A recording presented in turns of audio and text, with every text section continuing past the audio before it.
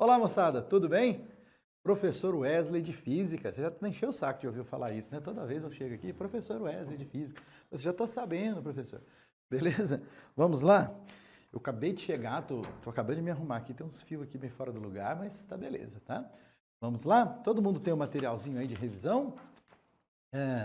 Coloquei algumas questões de óptica, termo e ondulatória para a gente fazer uma recordação, tá?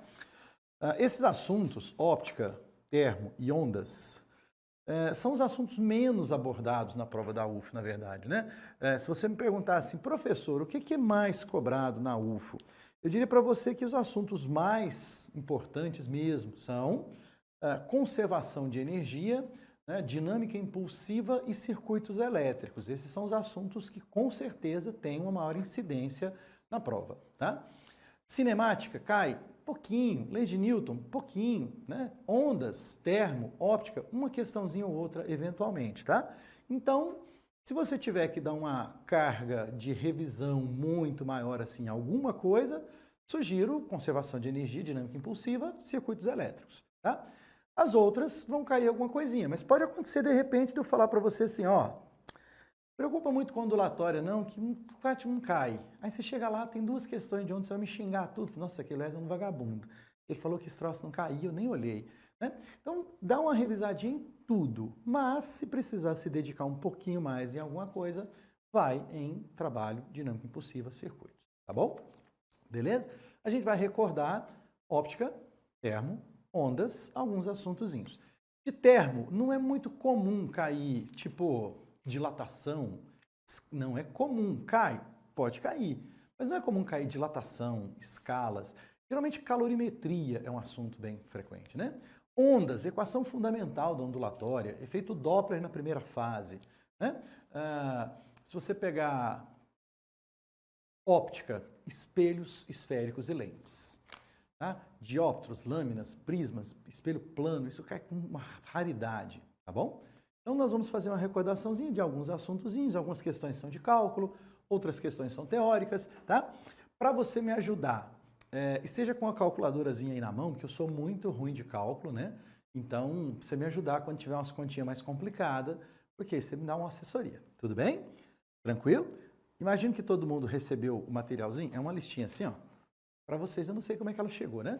A primeira questão aí é uma questão sobre óptica. Olha lá, ó, essa listinha, essa questãozinha sobre óptica. Tem aí? Todo mundo? Me dá um oizinho aí, só para eu saber que está todo mundo junto comigo. Sim, beleza. Valeu, Gabriel. Imagino que... Olha lá, ó, agora veio. Eduardo, Verônica, ó, Letícia, Verônica. Sim, sim, muito bom. Agora sim, hein? Então vamos lá. Primeira questão, espelhos esféricos. Tá? Nessa primeira questão, tem um objeto, O, está diante de um espelho esférico côncavo que obedece às condições de Gauss. Não precisa se preocupar com isso, vestibular sempre os espelhos estarão obedecendo condições de Gauss, tá? Raios pouco inclinados em relação ao eixo principal, ângulo de abertura menor que 10 graus, são os espelhos gaussianos, mas vai estar sempre obedecendo isso, porque senão a gente não poderia fazer a representação de imagens nem usar equações, tá? Então, não preocupa com isso não. Então, o espelho côncavo que obedece às condições de Gauss.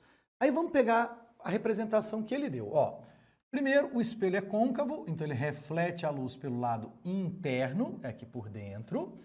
Ele passou o eixo principal do espelho, colocou um objeto e está mostrando a formação da imagem.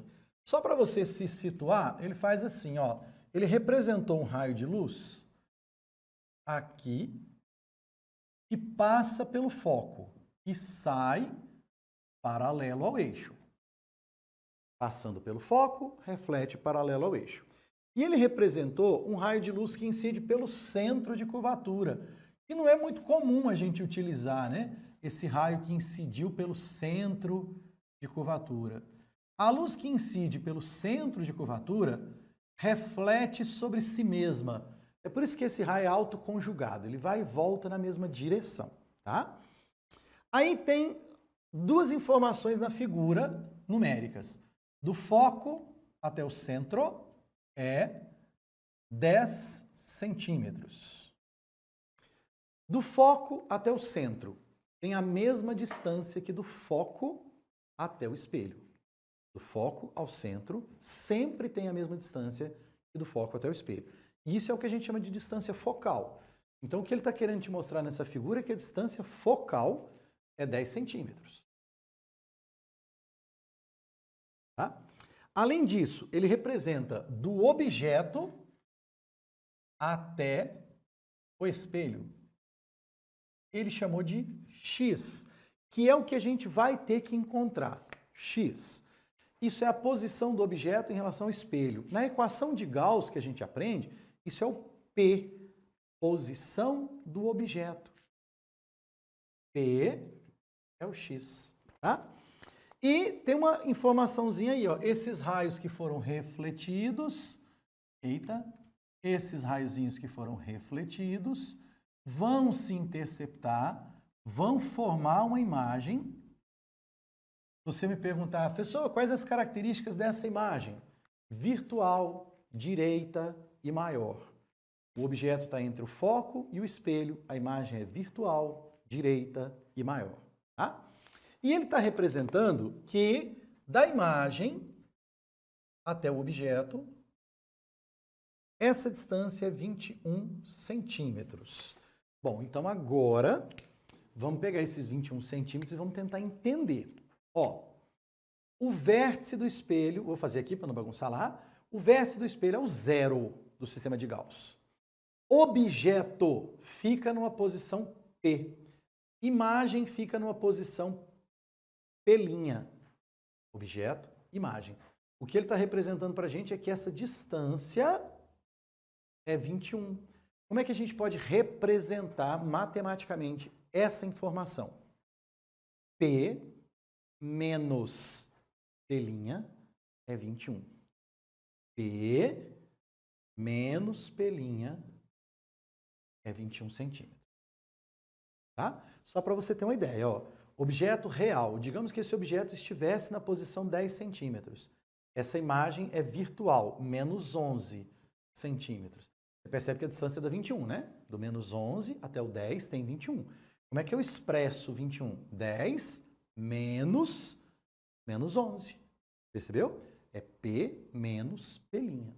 Então, P menos P' é 21. Pronto. Com essas informações, então, a gente precisa... Tá claro isso aqui? Com essas informações, a gente precisa descobrir o P, que é o X. Bom, então, vamos lá. A ideia, então, é assim, ó. Vem aqui. X menos P' é 21. Porque o P é o X, né? Então, X menos P' é 21. Isolando P', P' é X menos 21. Então, achei o P' lá. X menos 21. Agora, eu vou usar equação de Gauss. Equação de Gauss é também chamada de equação dos pontos conjugados.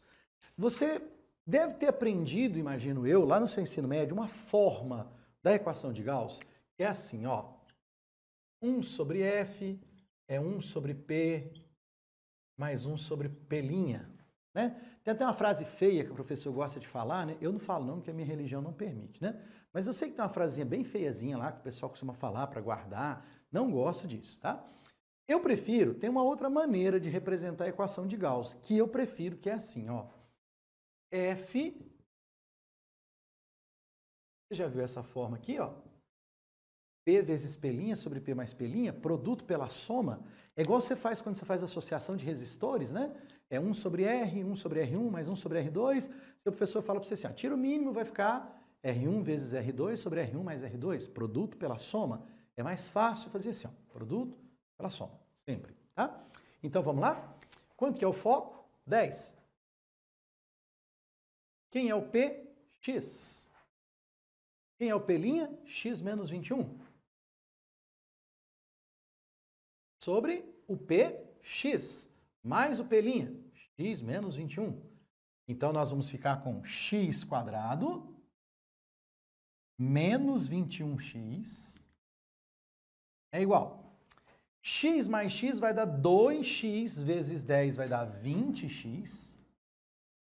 E 10 vezes menos 21 dá menos 210.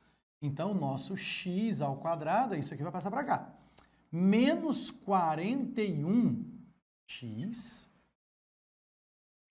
mais 210 é igual a zero. Joinha? Tá. Então, o delta vai ser b ao quadrado menos 4ac. Então, o delta vai ser 41 ao quadrado. 40 ao quadrado, 1.600. 2 vezes 40, 80. 1.681. Confere aí, eu falei para você que eu sou ruim de conta. 1.681 menos 840. Estão conferindo? Vai conferir. Então, quanto vai ser o delta? 1.681 menos 840. Isso vai dar quanto? 841?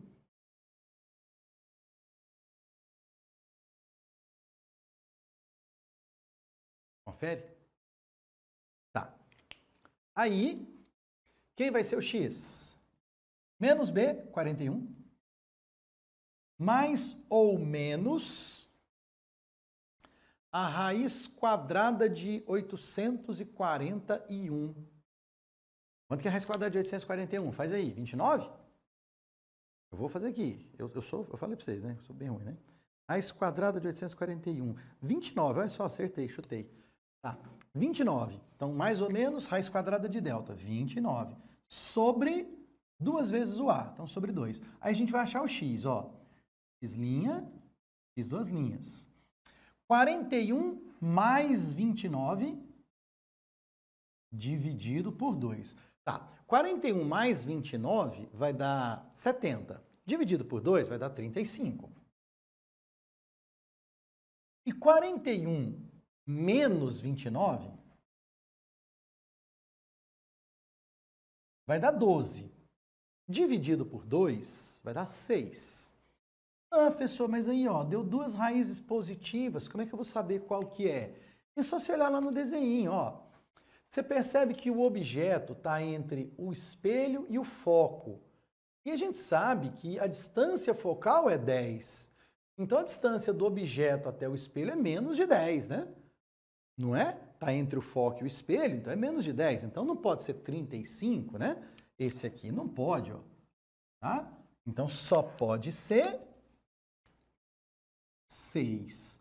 A distância do objeto até o espelho é 6 centímetros. E isso está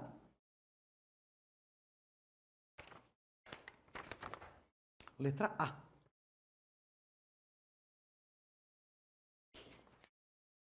Beleza? Então, qual a distância x entre o objeto e o vértice? 6 centímetros. Então, do objeto até o vértice tem 6.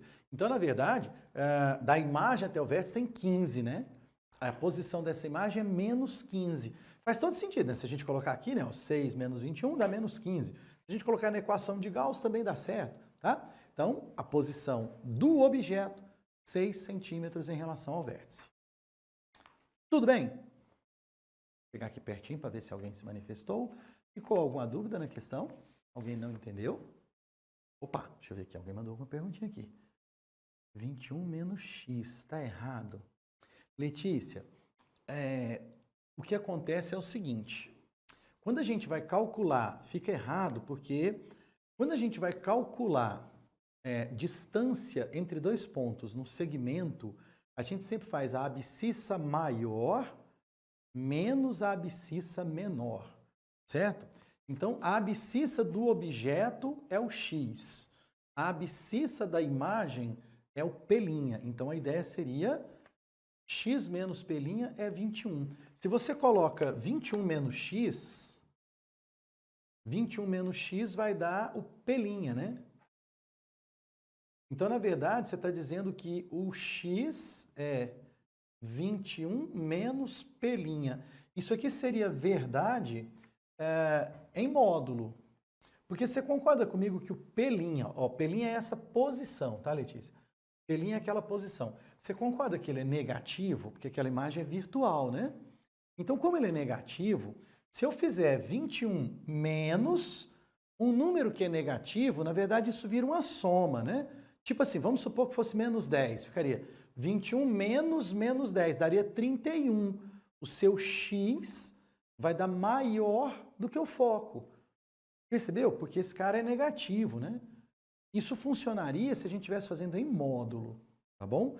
Sempre que você for fazer distância entre pontos, identifica quem tem a maior abscissa e faz a maior menos a menor. Tá joia?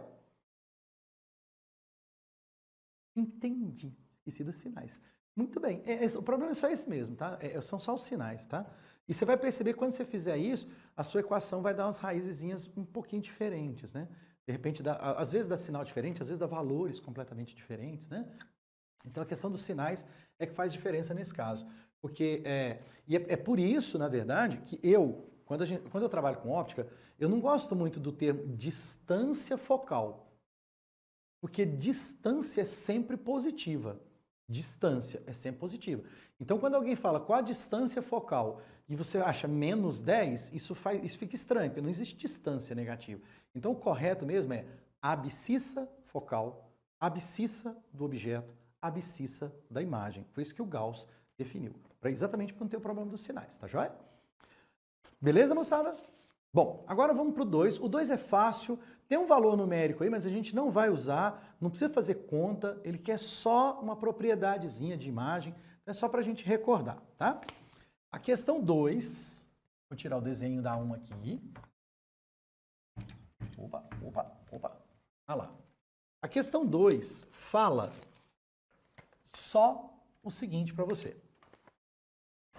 Sobre o eixo principal de um espelho esférico convexo, de radiocurvatura 10, é colocado um objeto real.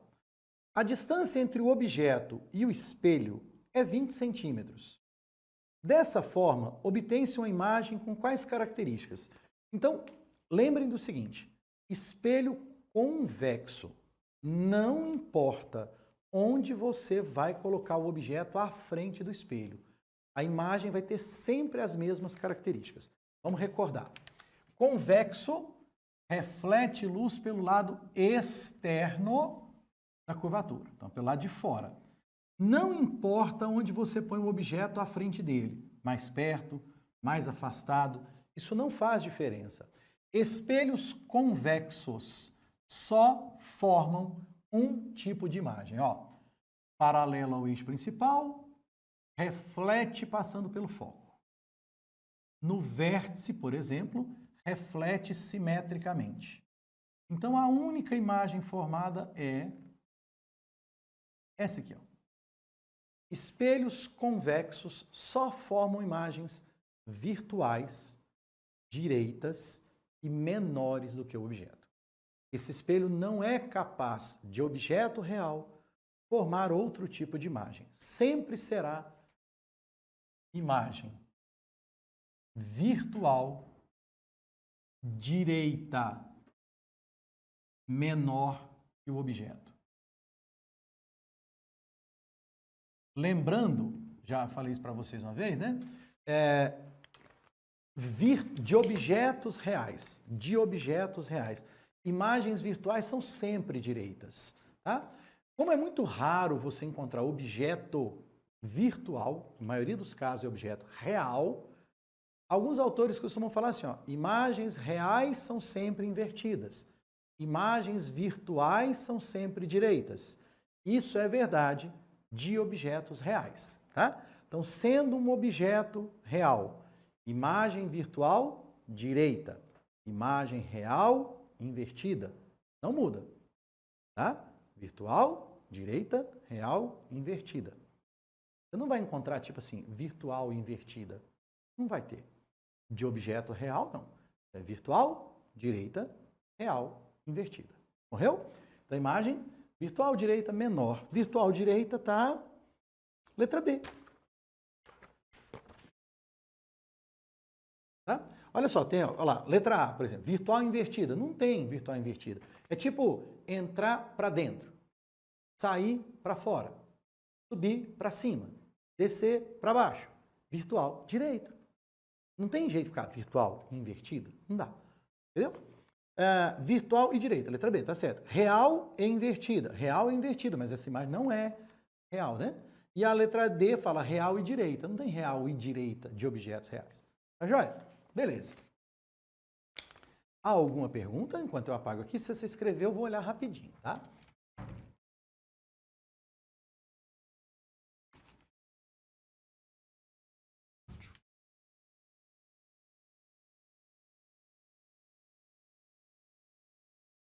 Deixa eu ver se alguém mandou. Não? Beleza. Muito bem. Questão 3. Calorimetria. Questão 3 é sobre calorimetria. É da parte de termologia, né?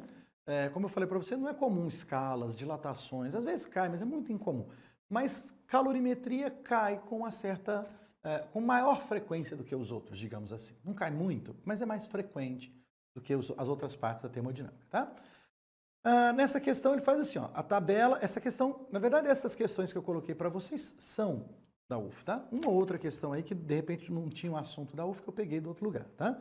Mas essa questão aqui ela fez uma adaptaçãozinha aí. Ele faz assim, ó, a tabela apresenta o calor específico de 5 materiais. Então, eu peguei lá numa tabela, né? Achei lá uma tabelazinha lá que tem cobre, ferro, ouro, prata, alumínio. Tem 5 substâncias. Calor específico de cada um. Calor específico do cobre, do ferro, do ouro, da prata. Beleza? Aí tem o calor específico de cada e ele fala assim, fornecendo a mesma quantidade de calor para 100 gramas de cada material apresentado na tabela, qual sofrerá maior variação de temperatura? Então, quando você fornece calor para uma substância e ela experimenta variações de temperatura, esse calor é o que a gente chama de calor sensível. Promove variações de temperatura, chama calor sensível. Qual a outra modalidade de calor que a gente tem? Calor latente. Calor sensível, variações de temperatura. Calor latente, mudanças de fase. Mudanças de fase. Como ele está falando em variação de temperatura, calor sensível, certo? E qual a expressão do calor sensível? Calor sensível, ó, sensível é Q igual a MC delta teta. Isso significa que o delta teta, a variação da temperatura, é a quantidade de calor sobre a massa vezes o calor específico. Percebeu? Como todos vão receber a mesma quantidade de calor e todos têm a mesma massa, a variação da temperatura vai depender apenas do calor específico. Como ele quer saber quem vai sofrer a maior variação de temperatura, a maior variação de temperatura vai ocorrer para quem tem o menor calor específico. Eles são inversamente proporcionais. Beleza? Então, a maior variação de temperatura ocorrerá para o menor calor específico. Se você olhar, o cobre tem 0,09, o ferro tem 0,11, o ouro tem 0,03, a prata tem 0,05 e o alumínio tem 0,22. Quem tem o menor calor específico? O ouro, não é? É 0,09, 0,11, 0,03, 0,05, 0,22. O ouro tem o menor calor específico, né? Então, como o ouro tem o menor calor específico, é quem vai ter a maior variação de temperatura, tá? Então, a maior variação ocorrerá para o ouro, tá? Isso vai dar a letra E. Tudo bem? Mesma quantidade de calor para massas iguais, então quem vai determinar isso é o calor específico, tá bom?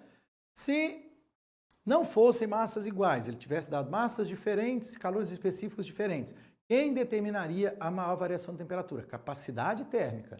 Aí não é o calor específico, é capacidade térmica. Capacidade térmica é o produto massa vezes calor específico. Seria isso aqui agora, ó. Variação de temperatura seria quantidade de calor por capacidade térmica. Aí quem tiver a maior capacidade térmica, menor variação de temperatura. Quem tiver a menor capacidade térmica, maior variação de temperatura. Capacidade térmica é o produto massa, calor específico. Aí se as massas não fossem iguais, você teria que pegar massa, calor específico. Tá joia? Tudo bem? Então, letra E.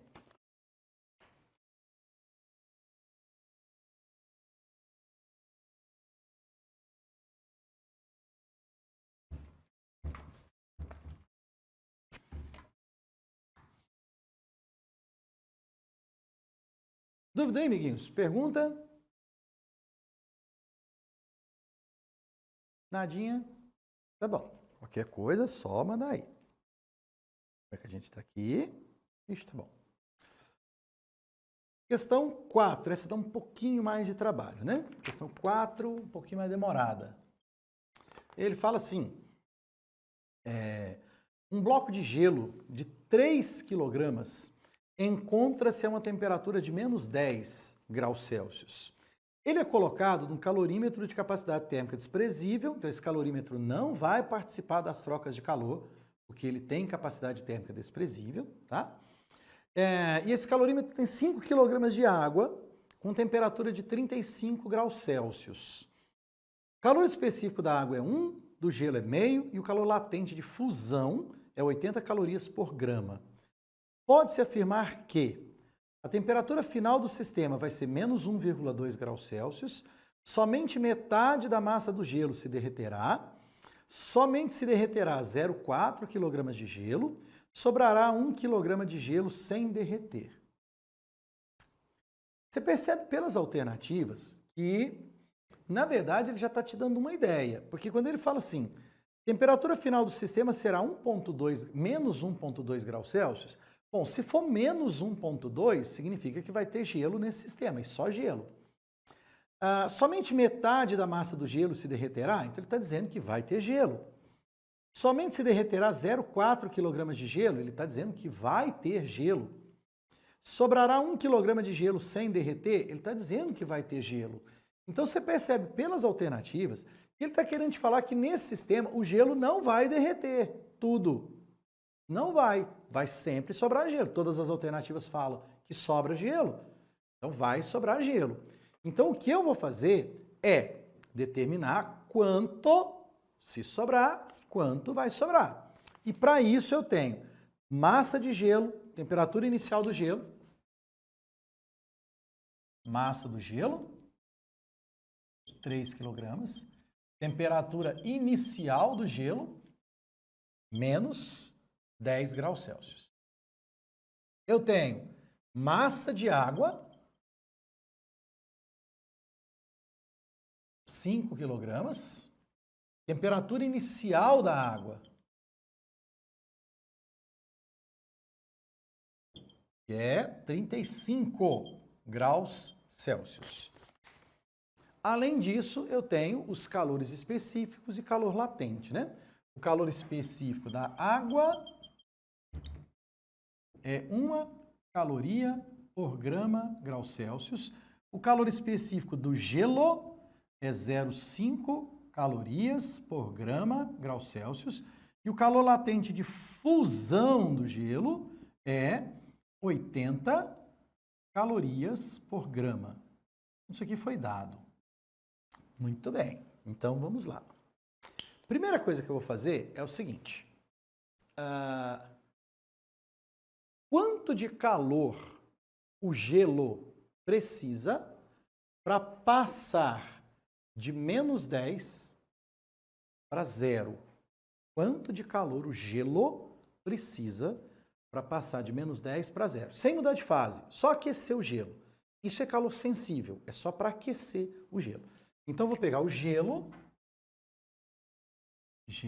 a menos 10, e vou fazer esse gelo chegar a 0. A quantidade de calor que eu preciso para fazer isso é chamada de calor sensível. Vamos ver quanto eu preciso para fazer isso. Então, eu preciso de massa do gelo, calor específico do gelo, variação na temperatura do gelo. Em gramas, para ficar fácil fazer cálculo, 3 quilogramas em gramas são 3.000. O calor específico é meio e a temperatura vai variar 10. Tá bom? Coloquei em gramas. Quanto de calor o gelo precisa? Meio vezes 10 dá 5 vezes 3.000, 15.000 calorias. O gelo precisa de 15.000 calorias. Que bom, 15.000. Tá. Quem pode ceder calor para o gelo? A água, ué. Só tem os dois, só tem gelo e água. A água está a 35, ela pode perder calor para o gelo, tá bom? Mas até que temperatura a água pode perder calor sem mudar de fase? A água vai perder calor e vai esfriando, esfriando, esfriando. Até que temperatura ela pode perder calor sem mudar de fase? Ora, até 0 graus Celsius. Então eu vou fazer a água perder calor de 35 até 0. Aí você poderia, de repente, perguntar para mim assim, professor, mas como é que você sabe que a água vai chegar em 0? Ela não poderia ficar acima de 0? Não, não poderia. E por que eu sei que ela não poderia? Porque todas as alternativas me dizem que no final tem gelo. E se a temperatura ficasse acima de 0, eu não teria gelo, eu teria só água líquida. Então, com certeza, ela vai chegar em 0, ela não vai ficar acima de 0. Tá joia? Então, eu vou calcular quanto que ela vai perder. Vai ser a massa, vou chamar de Q2, né? É a massa da água, o calor específico da água, a variação na temperatura da água. A massa da água em gramas, 5.000. Calor específico, 1. E de 35 para 0 vai variar menos 35. E vai diminuir, né? Esse menos é exatamente porque ela vai perder calor, tá, moçada? Quanto a água vai perder? 5 vezes 35, 175, né? 5 vezes 5, 25, vão 2 vezes 3, 15, 2, 17, 175.000. 175.000 calorias. Olha que legal. O gelo, para chegar em 0, precisa de 15.000. A água tem 175.000 calorias para ceder. É mais do que suficiente para o gelo chegar em 0. Beleza? Olha então que legal. A água está em 35, ela vai perdendo calor, o gelo vai esquentando. Se ela perder 175.000, o gelo chega em 0 e vai começar a derreter, porque para chegar em 0 precisa só de 15.000. 175.000 é bem mais que isso. Então ela vai ceder calor, o gelo vai chegar em 0, ela vai continuar cedendo calor e o gelo vai derretendo. Mas, como ela só tem 175.000 calorias para ceder e já cedeu 15.000, sobrou para ela 160.000 calorias. Ela tem 175.000 para ceder, mas ela vai ceder 15.000. Então vai sobrar para a água ceder 160.000 calorias. E com 160.000 calorias, será que ela conseguiria derreter o gelo inteiro? Olha só, vou te mostrar. Gelo a 0 para virar água a 0, Q3, é calor latente. Mudança de fase não tem mudança de temperatura. Gelo a 0 para virar água a 0. Então eu pego E3 é ml. A massa do gelo é 2.000. Não, minto, 3.000. A massa do gelo é 3.000. O calor latente é 80. Então, para o gelo se converter completamente em água, eu precisaria de 240 mil calorias. Para o gelo derreter tudo, eu precisaria de 240 mil calorias. Mas a água não tem tudo isso. A água tem 175 mil calorias para ceder. Ela cede 15 mil. O gelo chega em zero. Sobra para a água 160 mil calorias.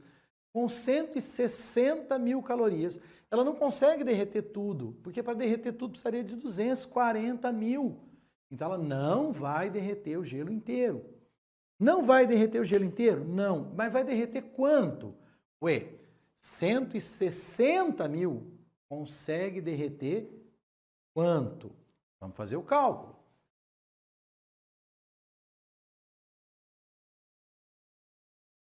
A massa de gelo que ela consegue derreter, a massa que sofre fusão, é obtida assim, ó.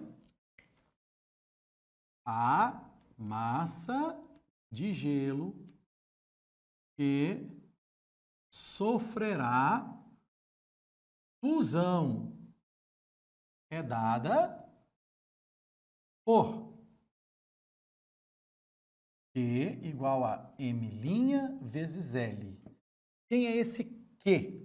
Esse Q é o módulo do Q2 menos Q1. É o módulo do que a água tem para ceder, menos o que ela já cedeu para ele chegar em zero. E isso aqui é M' vezes o latente. Então vai ser 175 mil menos 15 mil é igual a M' vezes 80. Vai dar 160 mil dividido por 80 é igual a M'. 16 mil dividido por 8. Então, a massa de gelo que derrete sofre fusão, 2.000 gramas. A água consegue derreter 2.000 gramas de gelo. Quanto tem? 3.000. 3.000 gramas. Ó. Desses 3.000, a água consegue derreter, fundir, derreter é feio demais, né? Fundir, a água consegue fundir 2.000 gramas do gelo.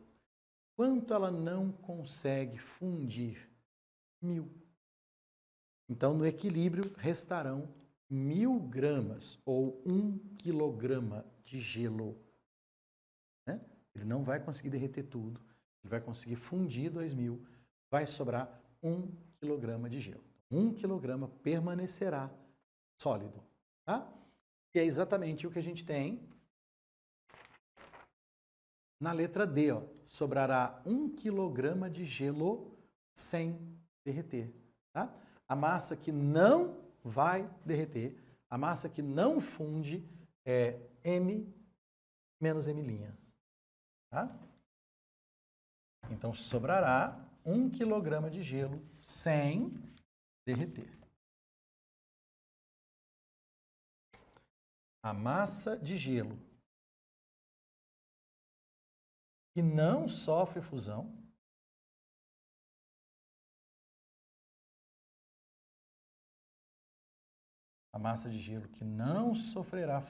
é M igual a M menos M'. 3.000 menos 2.000. Essa massa M é 1.000 gramas, ou 1 quilograma, tá? Então, 1 quilograma de gelo não sofrerá fusão, não vai derreter. Isso é a letra D.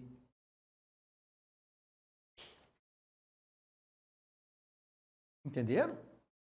É um pouquinho mais complicadinho, tem uma interpretaçãozinha para fazer, né? Tá? Dúvidas, perguntas? Chegar aqui pertinho de novo para ver se alguém vai escrever alguma coisa. Vamos lá? Davi, tranquilo? Gabriel, Isabela, Júlia, Michael, Adriele. Tudo bem? Beleza. Tá bom, olha, a Letícia sumiu.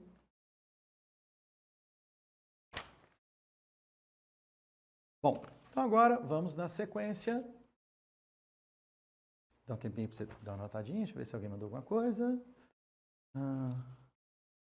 Tá joia. Ver o que a Verônica escreveu. Foi a Ana Laura. Tá tudo muito bem explicadinho. Obrigado.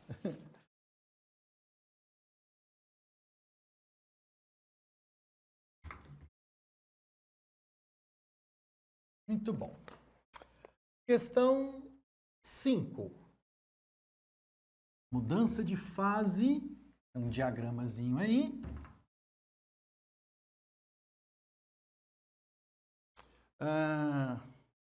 Essa curva que está representada aí, moçada, é o que a gente chama de curva de vaporização, né?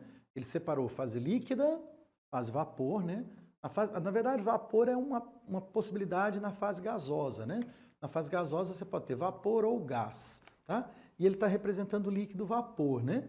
Essa curva que ele representou aí é o que nós chamamos de curva de vaporização. Aí ele fala assim, a água coexiste nas formas de líquido e vapor em diversas temperaturas e pressões. Todos os pontos dessa linha que ele representou aí é uma coexistência líquido-vapor, porque é uma transição líquido-vapor, líquido-vapor, tá? A figura mostra a temperatura de vaporização da água em função da sua pressão. Uma aplicação doméstica que pode ser explicada a partir desse diagrama é a panela de pressão, que permite que os alimentos sejam cozidos em água de maneira mais rápida. A explicação para maior eficiência da panela de pressão em cozinhar os alimentos em água é explicada pelo fato de... Aí ele quer saber o porquê que o alimento cozinha mais depressa na panela de pressão. Vamos lá que eu vou te explicar. Então, questão 5. Tem o diagrama da pressão. Nesse caso aqui, essa pressão está em ATM e temperatura em graus Celsius, tá? Deixa eu tentar identificar nesse diagrama aí o ponto que eu quero analisar com você. Ó, ele dá, vou fazer em vermelhinho aqui, ele dá essa curvazinha aqui e você vai tentar identificar junto comigo aí, ó, esse pontinho aqui, ó, 100 graus Celsius, 100 graus Celsius, 1 atm aqui, ó, 100 graus Celsius, 1 atm, tá vendo? Esse ponto aqui é o ponto que a gente usa como padrão, né? A 1 atm, a água entra em ebulição a 100 graus Celsius, não é? Aí o diagrama está mostrando que quando a gente aumenta a pressão, a temperatura de vaporização aumenta. Quando a gente diminui a pressão, a temperatura de vaporização diminui, certo? Então vamos tentar entender a ideia. Vai lá. Digamos que você estivesse no alto de uma montanha. Pressão atmosférica é menor que uma atm. Então você está aqui, ó, menor que uma atm. Você quer cozinhar feijão. Vai lá. Você está no alto da montanha, você quer cozinhar feijão. Você consegue cozinhar feijão no alto da montanha? Lógico que consegue. Se você tiver água suficiente, fogo suficiente, tempo suficiente, você consegue. Vamos imaginar que você está no tempo... Deixa eu pegar uma pressão que está aqui nesse gráfico, vai. Deixa eu ver uma que está aqui. Eita. Lá no 80 graus Celsius, deve estar tipo 0,7. Se você pegar uma pressão tipo 0,7, está mais ou menos aqui, ó, no diagrama dele lá, ó, 0,7, está dando tipo 80 graus Celsius. Então, você está lá no alto da montanha, pressão menor, está a 0,7. Aí, tipo, não tem um valor aí não, eu estou chutando 0,7, tá? Aí a água vai ferver a 80 graus Celsius. Você vai cozinhar feijão a 80 graus Celsius? Vai. Você vai cozinhar feijão a 80 graus Celsius, mas vai levar muito tempo para cozinhar. Essa água vai atingir a temperatura de ebulição. Se a pressão ficar constante, a temperatura não sobe mais. Então, deu 0,7, atingiu a temperatura de ebulição 80, e aí, enquanto tiver água fervendo, é 80. E a água vai fervendo 80, vai fervendo 80, e o feijão vai ficar lá, cozinhando, cozinhando, cozinhando, cozinhando. E vai levar muito tempo para cozinhar o feijão, mas vai cozinhar. Você tem que ir quebrando as fibras do alimento, né? Vai conseguir fazer isso, mas vai levar muito tempo. A 1 atm, você consegue fazer isso a 100 graus Celsius. Mas quando chegar em 100 graus Celsius, a temperatura vai ficar estável, 100. Aí a água vai entrar em ebulição. E enquanto tiver água é 100. Vai cozinhar feijão a 100 graus Celsius? Vai, ué. Só que vai levar muito tempo. Menos tempo do que lá no alto da montanha, mas vai levar muito tempo. Né? Antigamente, antes de existir panela de pressão, as pessoas comiam feijão cozido, né? Só que demorava muito tempo. Eu passei por uma situação assim, sou bem velho, né? Eu tenho 54, eu sei que eu tenho carinha de 53,5, mas eu tenho 54 anos, então sou bem velhinho.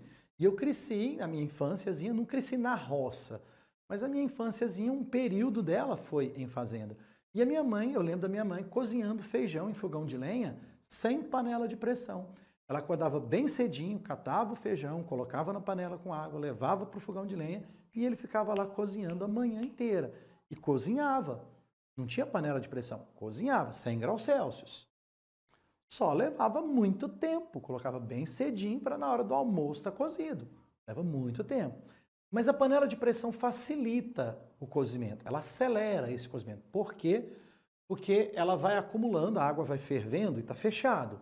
E aí vai acumulando pressão, né? Porque vai vaporizando e vai aumentando a pressão sobre a água. E aumentando a pressão sobre a água, isso permite que a temperatura continue subindo. Ela não fica estável em 100, ela vai subindo. Aí a pressão vai aumentando e a temperatura vai subindo. A pressão vai aumentando, a temperatura vai subindo. Tá vendo? Ó, à medida que a pressão vai aumentando, a temperatura vai subindo. Então, como essa temperatura vai subindo, vai quebrar as fibras do alimento mais rápido, porque a temperatura é maior. Então, isso acelera o cozimento, né? Diminui o tempo, porque permite que a água atinja ebulição em temperaturas superiores a 100. Tá? Então, o correto aí seria assim, ó. A pressão no interior da panela é igual à pressão externa? Não. Ocorre um aumento na quantidade de calor que é transferida para a panela? Não. A quantidade de calor depende da fonte térmica, né? A panela de pressão não faz aumentar a quantidade de calor. A quantidade de vapor que é liberada através da válvula ser maior do que nas panelas comuns? Não. Não tem essa ideia. Na verdade, é até menor, né? Uma panela comum não acumula pressão, vai vaporizando, o vapor vai passando para a atmosfera. Na panela fechada, libera menos, né? Por isso que aumenta a pressão, né? Então, é justamente o contrário, né? E aí tem a letra D. A temperatura no interior da panela vai atingir valores superiores a 100 graus Celsius devido ao fato da pressão no seu interior chegar a valores superiores a 1. O correto é a letra D. Alguém me falou, deixa eu só ver aqui, me falaram que o gabarito estava trocado. Está trocado mesmo, ó. O correto na questão 5 é a letra D de dado. Lá no gabaritozinho final está marcando a letra B, mas é D de dado, tá? O correto é a letra D. O aumento da pressão eleva a temperatura da ebulição, tá bom? Joinha? Beleza. Questão de número 6. Vou ver como é que eu estou de tempo aqui. Vou dar uma aceleradazinha. A água, assim como diversas substâncias, diminui as suas dimensões ao ser resfriada. No entanto, a água apresenta um comportamento que é anômalo. Entre 0 e 4 graus Celsius existe o que a gente chama de anomalia da água. Qual que é a ideia, moçada? A maioria das substâncias, quando são aquecidas, dilatam. Quando são resfriadas, contraem. Mas a água, no intervalo de 0 a 4, tem uma anomalia, né, que é extremamente importante, né? A anomalia da água, esse comportamento irregular da água, na verdade, esse é um dos comportamentos irregulares. A água tem mais de 60 anomalias catalogadas, tá? Ela tem vários comportamentos que a gente não espera que ela tenha, mas que ela vai ter. A maioria das substâncias tem um comportamento bem característico, assim, né? A água tem algumas irregularidades. Uma delas é essa aqui, ó. No intervalo, volume, temperatura, vamos fixar o intervalo de 0 a 4 para você entender. Fora desse intervalo, a água tem um comportamento igual a qualquer substância. Você aquece a água, ela dilata. Você resfria a água, ela contrai. Então, o comportamento da água acima de 4 é igualzinho qualquer substância. É assim, ó. Aquece, aumenta o volume. Olha lá. Aquece, aumenta o volume. Igualzinho qualquer substância, tá? Mas no intervalo de 0 a 4, o comportamento dela é assim. O ruim aqui eu vou melhorar um pouquinho. De 0 a 4. A água tem um comportamento irregular nesse intervalo. De 0 a 4, você aquece, mas o volume diminui. A água contrai. No intervalo de 0 a 4, se você aquece a água, ela contrai. E de 4 para 0, que é o contrário, é a volta, se você resfria a água, ela dilata. Essa é a irregularidade dela. De 0 a 4, ela não tem o comportamento que se espera. Se você aquece, ela diminui de volume. Se você resfria, ela aumenta de volume. Isso é uma anomalia. Ele quer saber, então, em função disso, qual dos fenômenos destacados aí está relacionado com essa ideia da anomalia. Não é só a água que tem anomalia desse jeito, não, tá? Tem outras substâncias que também têm esse comportamento. Mas o da água é muito característico, né? A 4, ela tem a maior densidade conhecida. Em qualquer outro valor de temperatura, ela é menos densa do que isso, tá? Então, ele quer saber o que você pode falar sobre os fenômenos aí que estão relacionados a esse comportamento anômalo da água. Ele fala assim: num recipiente totalmente cheio de água, se ela for aquecida, ele transborda. Não, isso é normal, né? Você pegar água num recipiente totalmente cheio d'água, se você aquecer, se não for nesse intervalo de 0 a 4, aqueceu, ela vai transbordar. Se for de 0 a 4, na verdade, não vai, né? Se ela estiver em 0, está totalmente cheio, se você aquecer até 4, na verdade, não vai transbordar, porque vai encolher, né? O volume vai diminuir, encolher, vai contrair, a água encolher demais, vai contrair, o volume vai diminuir, então não vai transbordar, né? Então não é isso, tá? A letra B fala assim: um bloco de gelo que flutua na água quando em equilíbrio térmico. Tem a ver o fato do gelo flutuar na água com o fato dela ter essa irregularidade? Tem tudo a ver. Porque quando a gente vai resfriando a água, a partir de 4, a gente vai resfriando a água, ela vai expandindo. Como ela vai expandindo, densidade é massa, o volume. Como ela vai expandindo, a densidade dela vai diminuindo. E acontece que esse comportamento acaba seguindo para a fase sólida. À medida que a água vai se solidificando, as moléculas vão se afastando para atingir um equilíbrio estrutural. Aí as moléculas de água vão se afastando, então o volume vai aumentando. A água, quando congela, aumenta de volume. Há um espaçamento maior entre as moléculas, tá? Então, como ela aumenta de volume, a densidade diminui. Então, o gelo é menos denso do que a água. É por isso que gelo flutua na água, porque ele é menos denso do que a água. Correto?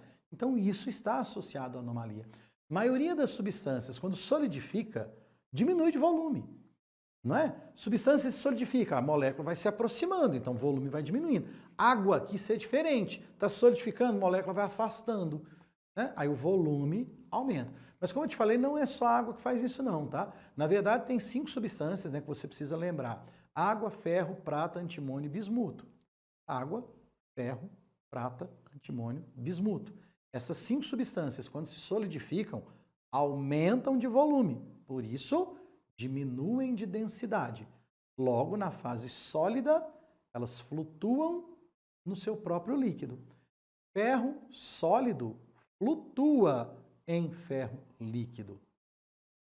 Prata sólida flutua em prata líquida.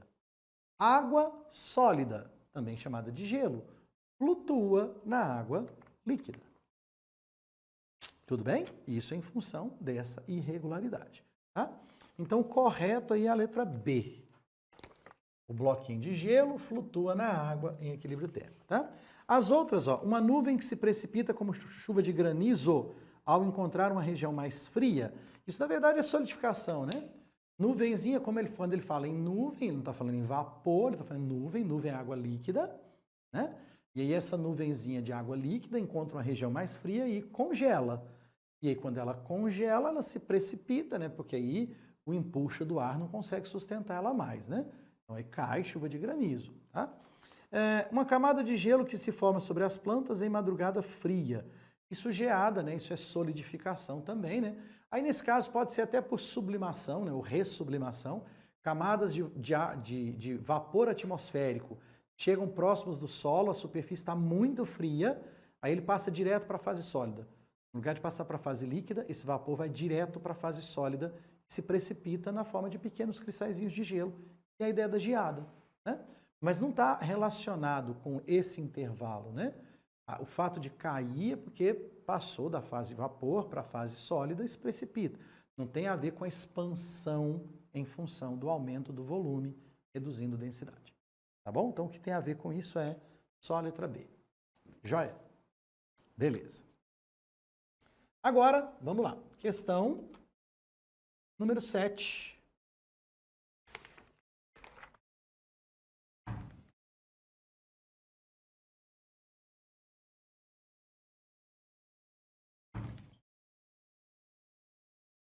A questão número 7 é uma questãozinha de ondulatória. Ele fala assim: determine a velocidade de propagação da onda para um fio de aço de 80 centímetros de comprimento, 200 gramas de massa, que é mantido tracionado pelas extremidades fixas. Nesse fio, originam-se ondas mecânicas estacionárias, formando 5 nós, quando excitado por uma fonte de 80 Hz. Ele quer saber qual a velocidade de propagação. Beleza. Então, as informações que a gente tem são, vamos lá, nós temos o comprimento do fio, 80 centímetros, nós temos a massa do fio, 200 gramas, nós temos a frequência da onda que vai ser gerada nesse fio, 80 Hz, e nós temos o número de nós, que são 5 nós. Num fio, nós, ondas estacionárias, nós são pontos que não apresentam oscilação, beleza? Então eles ficam sem oscilar, tá? Aí, o que a gente vai fazer primeiro? Com essas duas informações, nós vamos encontrar a chamada densidade linear. O que é a densidade linear? Mi é a razão entre a massa e o comprimento da corda. É a primeira coisa que a gente vai fazer. Então, essa corda tem 200 gramas de massa. Para facilitar a minha vida, eu vou fazer assim, ó. 200 gramas, 0,2 quilogramas, sobre o comprimento, que é 80 centímetros, 0,8 metros, para ficar no sistema internacional. A densidade linear dessa corda, como a massa se distribui no seu comprimento, é 1/4. 1 sobre 4, porque a quantidade de casas decimais é igual, né? 1 sobre 4 quilogramas por metro. Beleza, essa é a densidade linear da corda. Como a massa é distribuída no comprimento. Beleza. Agora, vamos fazer o cálculo.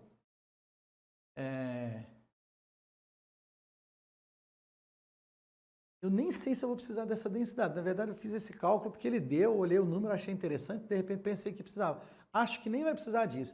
Vamos fazer o desenho? Eu acho que ele deu bobeira nisso aqui, ó. Quer ver? Ele fala que tem 5 nós. Eu acho que o cara passou batido aí.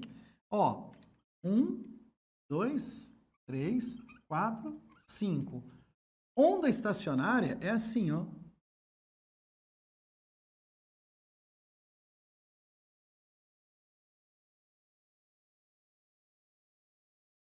Ó.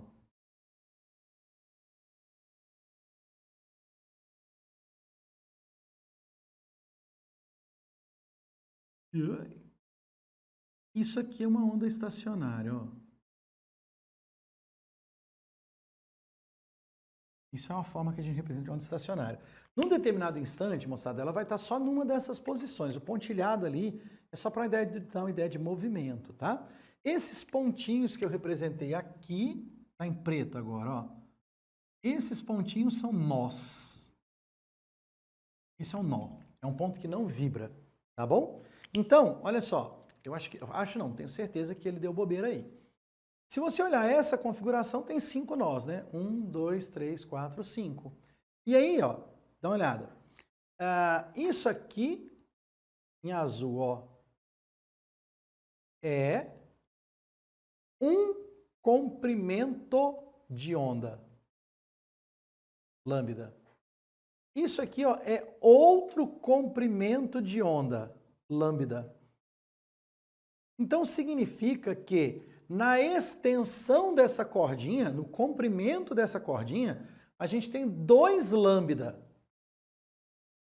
Mas ele disse que o comprimento dessa cordinha é 80 centímetros. Então, nós temos 2 lambda em 80 centímetros, ou seja, lambda é 40 centímetros.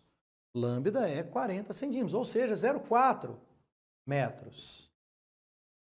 Como ele me deu a frequência, não vou precisar realmente dessa expressão de cima, não. Eu só vou precisar disso aqui, ó. V é lambda F. Só.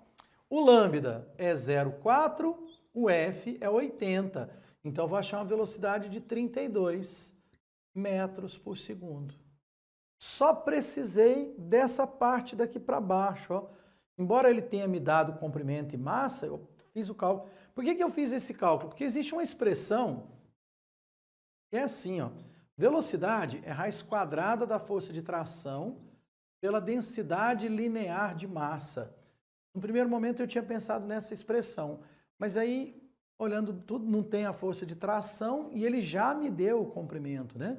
Então fica mais fácil, né? Até porque eu não conseguiria calcular a força de tração nessa corda, tá? Então é só por esse processo aqui, não precisa de mais nada não, ó. Isso vai dar letra C, tá vendo? 32 é a letra C. Deixa eu ver se trocar a ordem desse troço aqui também, porque pode ter acontecido, né? 7, letra C. Não, esse está certo. O 6 é que está com o gabarito errado, vocês viram aí? 6 está marcando lá atrás letra D. E é a letra B. Eu acho que eu sei o que aconteceu. Trocou, né? O 5 é D, está marcando B. O 6 é D, está marcando B, está marcando D. É só trocar os dois, tá? Deve ter sido na hora de montar e o arranjo trocaram, tá? Esse aqui, então, deu 32, deu que letra que eu falei? Letra C, tá? O 6 e o 7 são os gabaritos que eu falei para você mesmo, tá? O que eu fiz, tá? É que lá atrás está trocado os dois. É só mudar a ordem dos dois lá.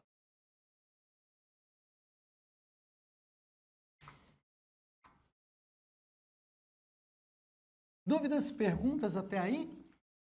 Não? Deixa eu ver. Opa, vamos lá que tá tendo 25 minutinhos. Ver se alguém mandou alguma coisa. Não, tá beleza. Bom, a última questão de múltipla escolha aí, questão 8, aí depois é a questão discursiva, né? Vamos lá. A questão 8 fala assim. Um violão possui 6 cordas de mesmo comprimento, L, porém de massas diferentes. A velocidade de propagação de uma onda transversal numa corda é essa que eu falei para vocês aqui, ó, raiz quadrada da força de tração pela densidade linear. Tá? T é a tensão, e na verdade esse tempo está errado. Não é tensão, é tração. Tensão é outra coisa. Tensão é força por área.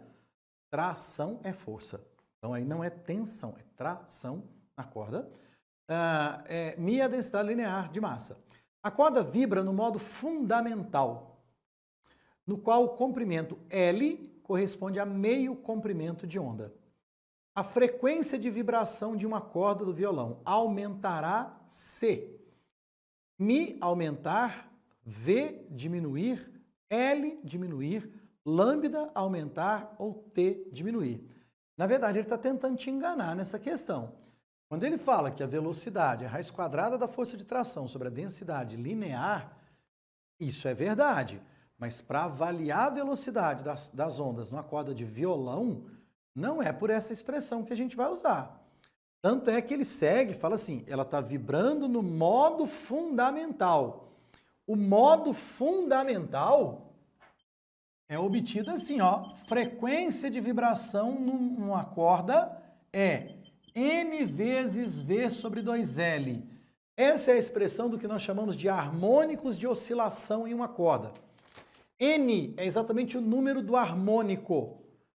Harmônico fundamental é o primeiro harmônico. É o harmônico fundamental. É quando N é 1. Aí depois você tem N igual a 2, segundo harmônico. N igual a 3, terceiro harmônico. N igual a 4, quarto harmônico. E assim por diante. É essa expressão que interessa. Tá? Frequência é N vezes V sobre 2L. Isso numa corda do violão. É assim. O que você faz? A velocidade de propagação na corda é característica da corda. A corda está tracionada, tem uma densidade, então essa velocidade é fixa. O que você muda é o comprimento da corda. É por isso que eu não sei tocar violão não, tá? Não sei nada de música não.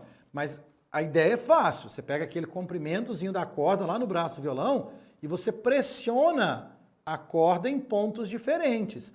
Quando você pressiona a corda, você muda o comprimento da parte que vibra. Já tocou violão? De repente, algum de vocês sabe tocar violão. Não sei, mas eu sei como é que funciona o processo. Você pega o braço do violão, segura, né? Aí você põe o dedinho lá, vai fazer uma nota musical lá, você pressiona a corda num ponto. Daquele ponto para trás, a corda vibra. Daquele ponto para cima, ela não vibra, onde você não vai tocar. Então, o que você faz é diminuir o comprimento da parte que está vibrando.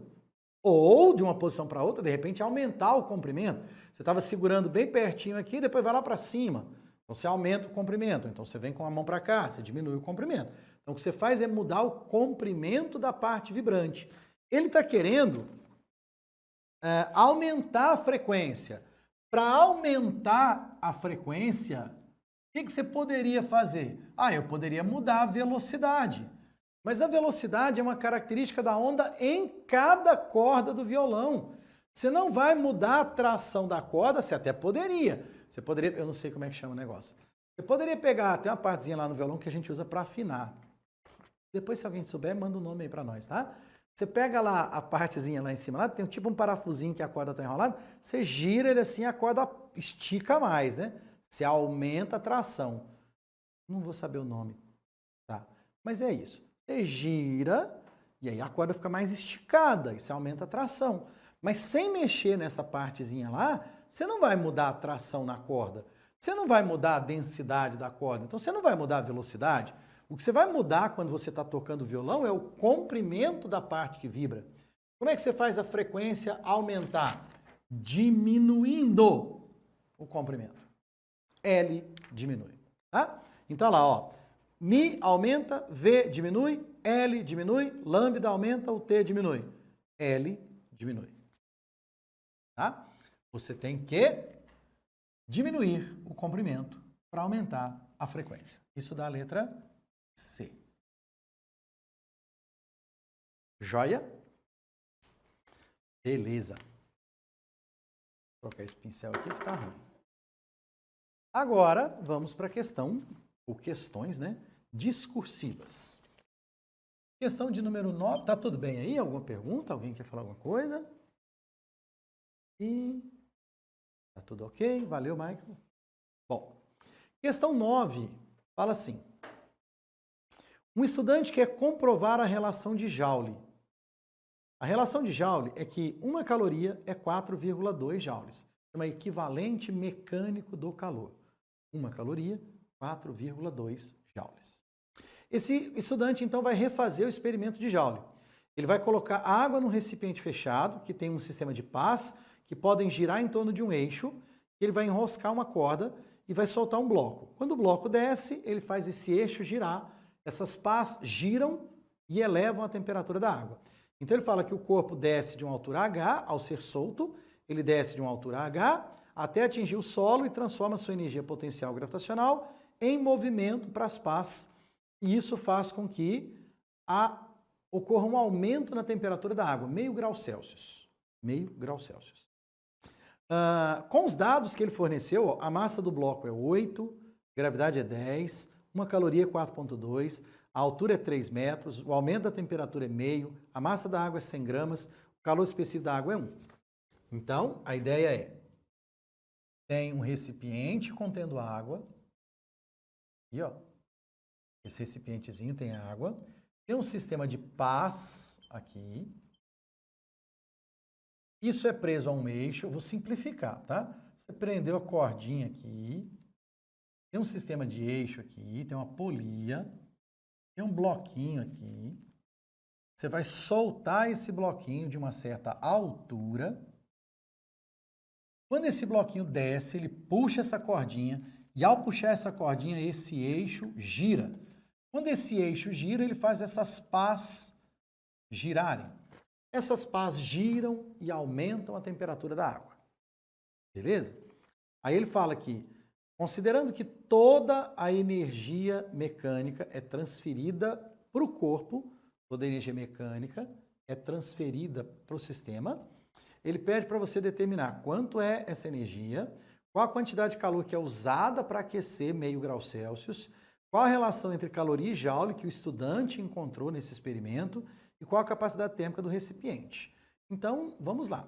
Para isso, tem um monte de informaçãozinha aí, né? Ó, massa é 8, massa do bloquinho, gravidade é 10, o equivalente mecânico, uma caloria é 4,2. Isso a gente já sabe, mas o menino quer comprovar isso.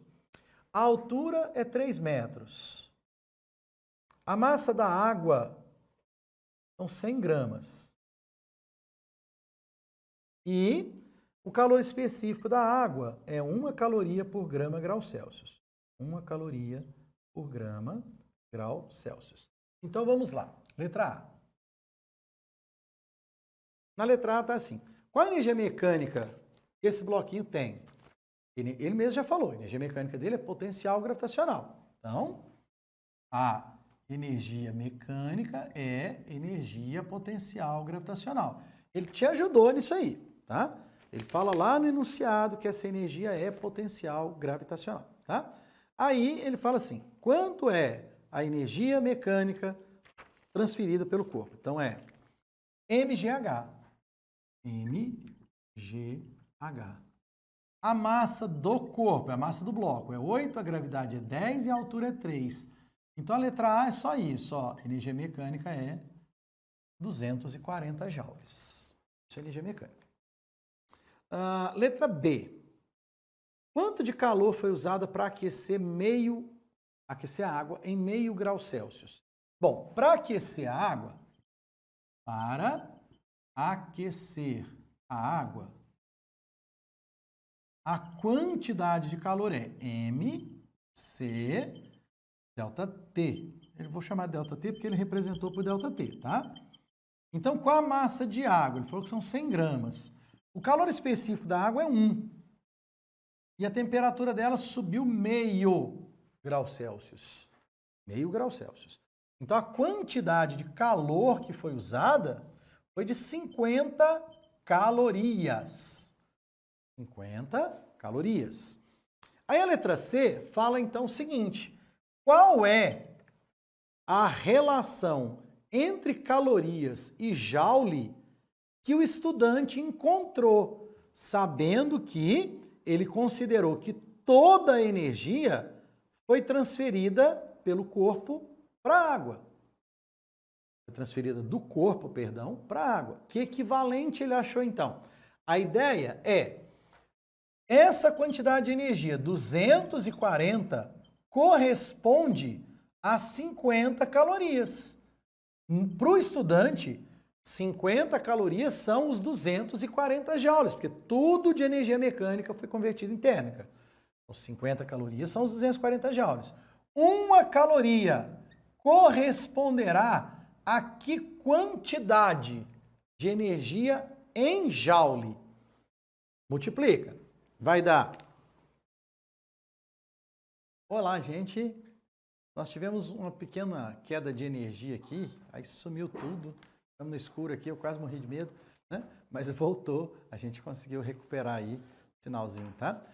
Eu vou finalizar essa questão com vocês para deixar prontinho.